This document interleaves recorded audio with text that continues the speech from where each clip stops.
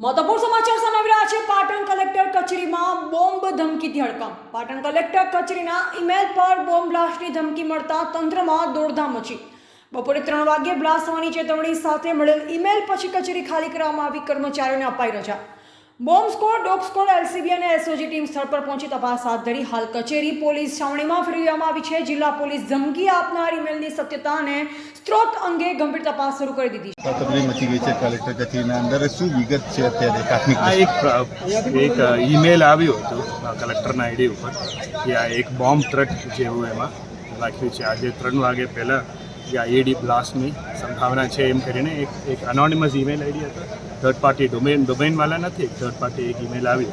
આ એક basic precautionary છે કે કોઈ પણ એક એસઓપી તરીકે બધાને ક્લિયર કરીએ છીએ। હવે બીડીએસ આવે, બોમ્બ ડિટેક્શન સ્કોડથી આપણા ક્લિયર કરવામાં આવ્યું છે। આ બેસિક એક પ્રિકોશનરી મેસરથી એસઓપી, કોઈ ખબરાની વાત નથી, કોઈ આઈડેન્ટિફાઈ નથી કર્યું છે આઈડી બાબતે।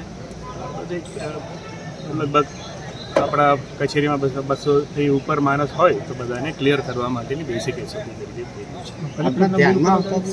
ઈમેલ આઈડી કોઈ ધમકી છે એના અંદર? નહીં, કશું નહીં, કોઈ વિગત પણ નથી એમાં। કોઈ આટલું જ લખ્યું છે કે 3 વાગ્યા સુધી આઈઈડીની સંભાવના છે, મતલબ ઉસી બેસિસ ઉપર આપણા ક્લિયર કરવામાં આવ્યું છે।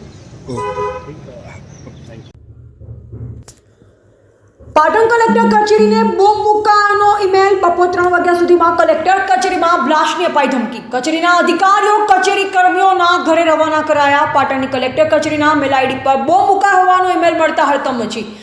ઈમેલમાં બપોરે 3 વાગ્યા સુધીમાં કલેક્ટર કચેરીમાં બ્લાસ્ટ થવાની શક્યતા દર્શાવવામાં આવી। આ ગંભીર પરિસ્થિતિને ધ્યાનમાં રાખી તંત્ર દ્વારા તાત્કાલિક પગલાં લેવામાં આવ્યા છે। જિલ્લા કલેક્ટરે તાત્કાલિક તમામ કચેરીઓ ખાલી કરાવવાનો આદેશ આપ્યો અને અધિકારીઓ તથા કર્મચારીઓને ઘરે મોકલી દેવામાં આવ્યા છે। આ સાથે કચેરીના આસપાસની સુરક્ષામાં વધારો કરી દેવામાં આવ્યો છે। ઘટના સ્થળે જિલ્લાની પોલીસ, એસપી સહિત એલસીબી સહિતની ટીમ ઘટના સ્થળે પહોંચી છે। તપાસનો દોર શરૂ।